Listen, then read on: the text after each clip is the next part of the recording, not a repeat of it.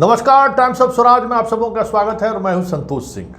और आज हम टाइम्स ऑफ स्वराज में हम बात कर रहे हैं ऑपरेशन के पाठक के उस इम्पैक्ट का, जिस इम्पैक्ट या जिस प्रभाव की वजह से एक बड़ा तबका इस तरीके से घबरा गया है कि मानो के पाठक को हटाने के लिए वो किसी भी हद तक जाने को तैयार है। जी हाँ, इस तरीके से लॉबिंग शुरू हुई है। पटना का जो जितने भी प्रेशर ग्रुप हैं, चाहे वो मीडिया हो, चाहे जुडिशियरी हो, ब्यूरोक्रेसी हो, एडमिनिस्ट्रेटिव सर्किल हो, पॉलिटिकल सर्किल हो, मतलब जो सर्किल दबाव समूह के तौर पे काम करता है, मुख्यमंत्री सचिवालय को प्रभावित करने का काम करता है, या फिर मुख्यमंत्री तक कैसे प्रभावित हो जाए, उनको कैसे दबाव में लाया जाए, इसके लिए जितने तरीके के सिस्टम में आपको अलग अलग पावर हाउस है, वो पावर हाउस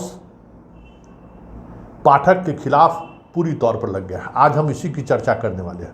भ्रष्टाचार वगैरह तमाम चीज़ों पर हम चर्चा करते ही रहे हैं, वो सीरीज मेरा जारी रहेगा। लेकिन पाठक को लेकर कितने असहज हैं एक वर्ग, आज हम उसकी चर्चा करते हैं।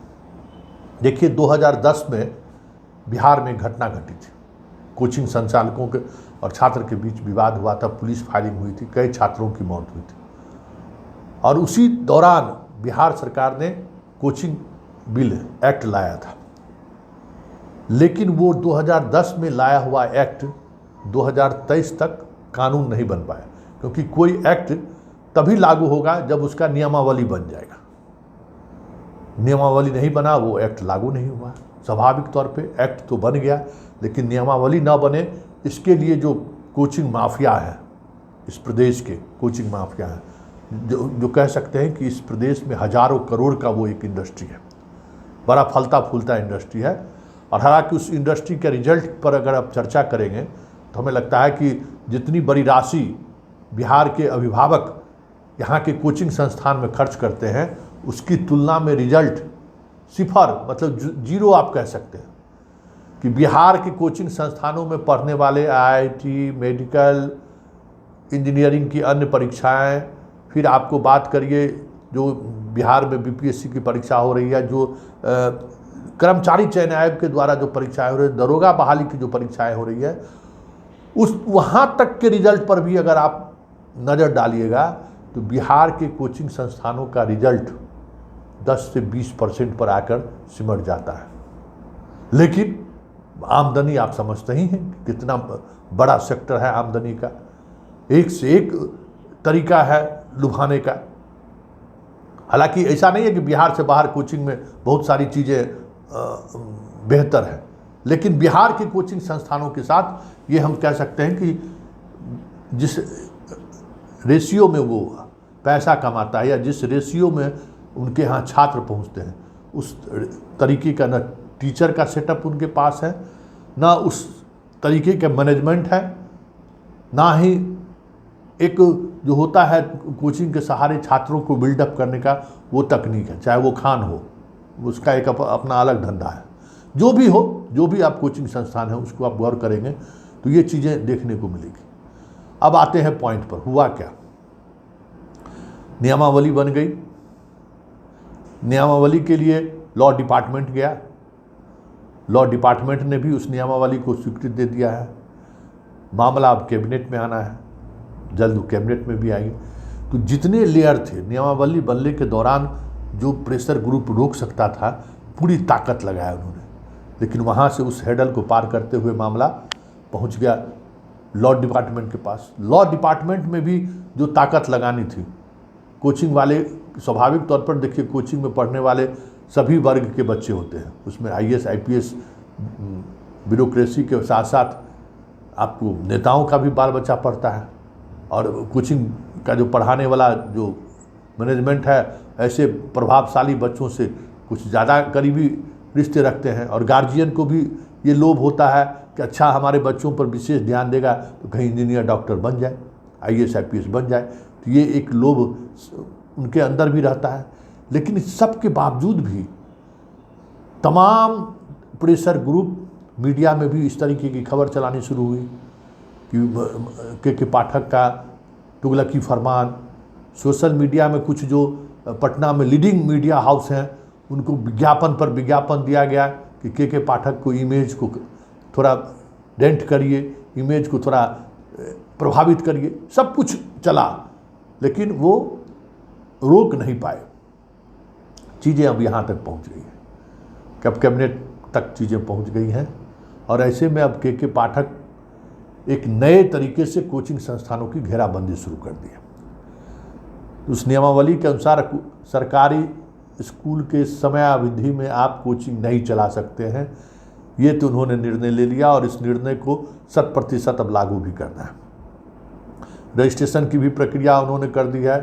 डीएम और एसडीओ अपीलीय प्राधिकार टाइप का एक नियमावली में प्रावधान कर दिया है कि आप कोई भी कोचिंग वाले बाएं दाएं कीजिएगा तो वो कार्रवाई कर सकता है, फीस से लेकर तमाम तरह किस आप एक कमरा में आप कोचिंग नहीं चला सकते हैं। कोचिंग चलाने के लिए अब आपको एक स्पेस चाहिए, बच्चों के लिए, लड़कियों के लिए अलग से शौचालय की व्यवस्था होनी चाहिए, कॉमन रूम की व्यवस्था होनी चाहिए। मतलब सिर्फ आप पैसा नहीं कमा सकते हैं, आपको संस्थागत व्यवस्थाएं भी करनी होगी। ये सब अभी चल ही रहा था कि एक और बम विस्फोट के पाठक ने कर दिया है, और ये विस्फोट ऐसा है कि कोचिंग संस्थान वाले को दिन में तारे दिखाई दे रहा है, मतलब परेशान है।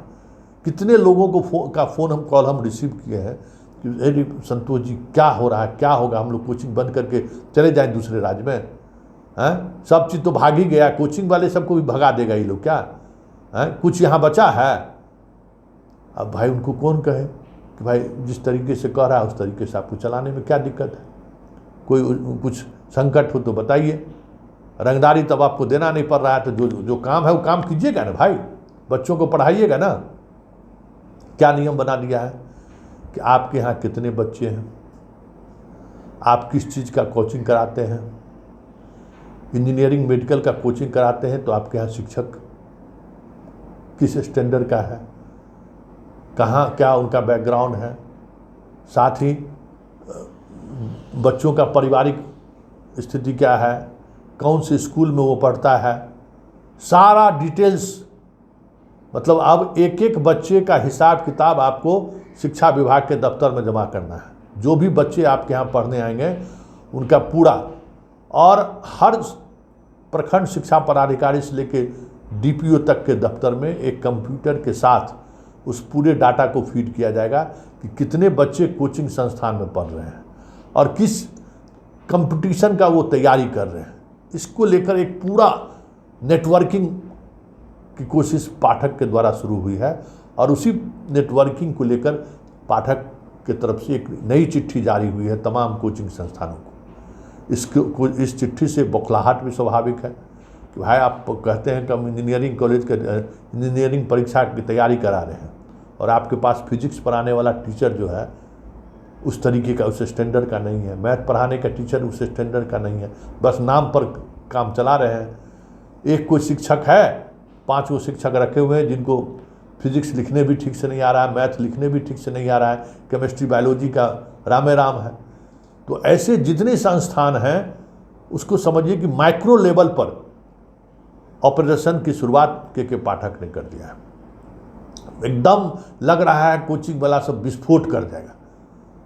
मतलब किसी दिन वो उनका बस चले तो स्टूडेंट को रोड पर उतार दे, मतलब इस तरीके से बौखलाहट में है वो लोग। और बौखलाहट का स्तर आप कह नहीं सकते हैं, क्योंकि आपको देना होगा ना कि आपके यहाँ जो बच्चे पढ़ाई कर, आप जैसे खान के यहाँ पढ़ने वाला बच्चा सब है, 10,000 से अधिक बच्चा है, बच्चा कहाँ पर पढ़ रहा है, सरकारी इंस्टीट्यूट में कहाँ, सरकारी कॉलेज स्कूल में कहाँ पढ़ रहा है, उसका डिटेल्स लीजिए। आप क्या पढ़ा रहे हैं, वो आपके यहाँ किस परीक्षा की तैयारी के लिए आया है, वो डिटेल्स लीजिए। मतलब वैसे इस पूरे डाटा के माध्यम से बिहार में के बच्चों का कई तरह का स्क्रीनिंग पाठक के नज़र में या विभाग के नज़र में आ जाएंगे कि यहाँ के बच्चों सबसे ज़्यादा किस कंपटीशन में भाग लेना चाहते हैं, किस कंपटीशन के को लेकर सबसे ज़्यादा रुझान है। ये सारी चीज़ें भी उसी थर्मामीटर से के सहारे नापने की सोच के पाठक की है कि हम उसको कैसे चीज़ों को उस तरीके से एक्सप्लोर करें। ये चीज़ें बहुत बड़ी बात है, और इसी के आधार पर तमाम कोचिंग संस्थानों को उन्होंने निर्देश दिया है कि जो एक फॉर्मेट है, उस फॉर्मेट में बच्चों का नाम, बच्चों का पिता का नाम, उसका मोबाइल नंबर, कहाँ उसका एजुकेशनल क्वालिफिकेशन क्या है, अभी वर्तमान समय में वो कहाँ पढ़ाई कर रहा है, और आपके कोचिंग संस्थान में किस लिए पहुंचा है, वो किस कंपटीशन की तैयारी के लिए आपके यहाँ पहुंचा है। आप जो कोचिंग चला रहे हैं, आपका इंफ्रास्ट्रक्चर तो चाहिए क्या है, टीचर की क्वालिटी क्या, कहाँ से आप टीचर लाए हैं, आपके टीचर कौन से हैं, टीचर का सारा डिटेल्स दीजिए। मतलब पूरे तौर पर शिक्षा विभाग को लेकर जो चीज़ें चल रही थी, एक पूरा स्क्रीनिंग पाठक इस मामले में कर रहे हैं। अब इसका असर आने वाले समय में क्या पड़ेगा कहना मुश्किल है, लेकिन इतना तय है कि कुकुरमुत्ते की तरह जो गांव-गांव में कोचिंग संस्थान और प्राइवेट स्कूल खुल गया था, उस पर लगाम जरूर लगेगा। वैसे उसका प्रभाव बच्चों के पढ़ाई पर भी पड़ सकता है, ये भी एक अध्ययन में चीज़ें सामने आई हैं। लेकिन उन सब से इतर भाई के पाठक है, तो जो निर्णय ले लिया वो निर्णय ले लिया, और जब निर्णय इस स्टैंड तक ले लिया है कि पूरी पावर हाउस को एक जगह करने के बावजूद भी पाठक हिल नहीं रहा है, तो आप समझ सकते हैं मामला हाई कोर्ट भी पहुंच गया है। हाई कोर्ट में भी सूचीबद्ध करने के लिए पूरी तैयारी की गई कोचिंग संस्थानों के द्वारा, बड़े से बड़े वकील को खड़ा किया गया, लेकिन अभी तक सूचीबद्ध नहीं हुआ है कि इसका सुनवाई क्या होगी। वैसे पाठक इस मामले में पूरी तैयारी कर रखा है, सुप्रीम कोर्ट से लेकर यहाँ तक प्राइवेट कोचिंग संस्थानों को लेकर अलग अलग राज्यों में जो कानून है, अलग अलग राज्यों में जो कोर्ट जाने पर जो जजमेंट आया है, उसकी पूरी तैयारी, एक पूरा विंग को उन्होंने इसी काम के लिए लगा दिया है कि आने वाले समय में अगर हाई कोर्ट में यह इस मामले पर सुनवाई होती है, या हाई कोर्ट में किस तरीके से हमें फाइट करना है, इसकी पूरी तैयारी पाठक ने कर रखी। अब देखिए आगे आगे होता है क्या, लेकिन इतना तय है कि जिस तरीके से कोचिंग लॉबी पर, शिक्षा माफिया पर, देखिए यही लोग फर्जी, मतलब स्टूडेंट बैठा बैठा के पास कराने वाला भी रैकेट यही सब है, यहीं से वो रैकेट पैदा होता है। ये सारे जो लोग एक रैकेट है, मैट्रिक पास कराने से लेकर मेडिकल पास कराने वाले तक, सबके जो नेक्सस हैं उसको कैसे ध्वस्त करें, पाठक की ये कोशिश है। लेकिन ये तबका भी बहुत ही मजबूत तबका है, इस पर नियंत्रण करना भी एक बड़ी चुनौती है। देखिए क्या चीज़ें सामने आती हैं, लेकिन पाठक ने निर्णय ले लिया तो निर्णय ले लिया।